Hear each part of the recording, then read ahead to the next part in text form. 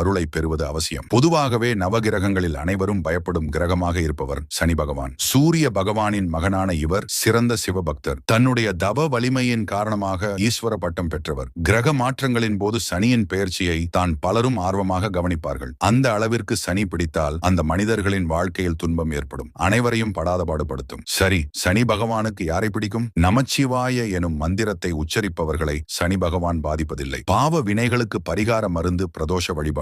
இதனை தடையின்றி செய்பவர்களை சனி பகவான் ஒருபோதும் தண்டிப்பதில்லை. அனுதினமும் சிவபூஜை செய்பவர்களை சனி பகவானுக்கு பிடிக்கும். சுத்தமும் சுகாதாரமும் நிறைந்தவர்கள், மற்றவரை அல்லல் படுத்தி ஆனந்தப்படாதவர்களை அவர் பிடிக்கும் காலத்திலும் பாவ மன்னிப்பு அளித்து பாதுகாப்பார் சனி பகவான். சத்தியம் தவறாதவர்கள் மனதில் நித்தியவாசம் செய்வாள் மகாலட்சுமி. அந்த திருமகள் இருக்கும் இடத்தை திரும்பி கூட பார்ப்பதில்லை சனி பகவான். சனி பகவான் இப்படிப்பட்டவர்களை ஒன்றும் செய்ய மாட்டார். ஸ்திரவாரம் எனும் சனிக்கிழமை விரதம், சுதர்சன எந்திர வழிபாடு செய்வது சனி பகவானுக்கு பிடிக்கும். ருத்ராட்சம் அணிந்த